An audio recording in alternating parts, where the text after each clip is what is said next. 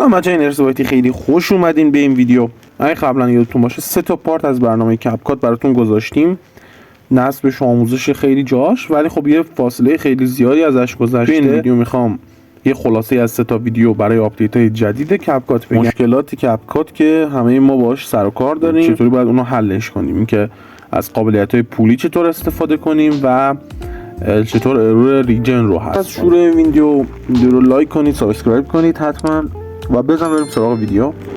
برای شروع اول اینکه بچه شما نیاز به این نسخه کپکاتی که من دارم دارین. این نسخه رو میتونید تو کانال تلگرامی که این بالا براتون میذارم دانلودش کنید، خودم اونجا میذارمش، یا میتونید از فارسروید دانلودش کنید. لینک هر دو تا رو من داخل دیسکریپشن براتون گذاشتم. وارد کپکات میشیم بچه‌ها. توی این نسخه کپکات حتما باید فیلتر شکنتون روشن باشه. اگه VPN ندارین میتونید از فیلتر شکنایی که توی ویدیو قبلی معرفی کردم استفاده کنید. فیلتر شکنای خیلی خوبیه. این نسخه از کپکات بچه‌ها یه همچین محیطی داره. اگه یادتون باشه تو قسمت‌های اول و سوم آموزش کپکات من محیط رو کامل توضیح دادم.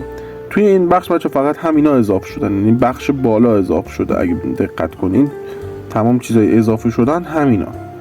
اینا رو من جلوتر توی ویدیو کامل به اینا میپردازم. فعلا با این بخش سر و کار نداریم و بریم چند تا مشکل کپکات رو که الان باهاش سر و کار داریم رو حل کنیم. یکی از مشکلاتی که بچه‌ها توی کپکات ما باهاش سر و کار داریم اینه که بچه‌ها شما تکست فارسی نمیتونید بنویسین. ببین بچه‌ها این متن تستی است، این تکست درسته، اینو حذف میکنم. شما تکست فارسی رو وقتی مینویسین این حالت برای حل این مشکل بچه‌ها 2 تا راهکار داره. یه راهکار اولش اینه که شما بیاین توی تنظیمات کپکات و لنگویجش رو روی عربی قرار بدید و روی ویدیوتون کلیک کنید و ببینید تکست به صورت کامل برامون قرار میگیره. شما میتونید مثلا تکستاتون رو بنویسید، هر جای ویدیو قرار بدید، زبونتون رو عربی کنید و رندرش رو بگیرید که بازم جلوتر اینا رو یاد میدیم بهتون. راهکار دومش چیه الان بهتون میگم.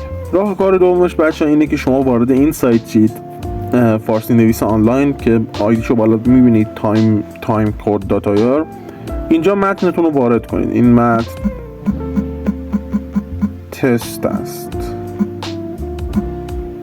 متن رو تست کنید. مثلا اینجا فارسی ساز رو که کلیک کنید یک گزینه داره کپیش میکنه و حالا وارد برنامه کپکات میشیم. حالا ببینید بچه‌ها متنمون کلا مشکل داره. اگه تکست رو کلیک کنیم، اد تکست رو بزنیم و اینجا اون متنی کپی کردیم و وارد کنیم، میبینید که کامل و خیلی درست اینجا برامون متن رو نوشته. پس شما 2 روشی که میتونید متن رو کپی کنید اینه. مشکل دوم و مهمی که خیلی باش برخورد میکنن مشکل استفاده از افکت ها. مثلا ویدیو افکت رو کلیک میکنید اینا براتون نمیاد، میزنه مشکل ریجن داره. این نسخه از کپکاتی که براتون گذاشتم ریجنش خودکار روی آمریکا هست و هیچ مشکلی توی افکت های ویدیو نداره. فقط با یه فیلتر شکن ساده میتونید از تمام این قابلیت های برنامه کپکات استفاده کنید. داخل ویدیو بعد میخوام بهتون یاد بدم طوری از قابلیت های مثل هوش مصنوعی تکستش استفاده توی ویدیوهای بعدترش. تقریبا فکر کنم یه 10 تا ویدیو 5 تا ویدیو بشه. میخوام کل برنامه کپکات رو بهتون آموزش بدم و دیگه این برنامه کپکات رو ببندیم با هم دیگه. خلاصه بچه‌ها 2 تا ویدیو 3 تا ویدیو قبلی رو توی ویدیویی که همین ویدیویی داره ملاحظه میکنین خلاصه کردم. داخل ویدیو بعد میخوام یه روش خیلی خفن بهتون یاد بدم. پس حتما سابسکرایب کنید، بزن که بریم. فعلا خداحافظ.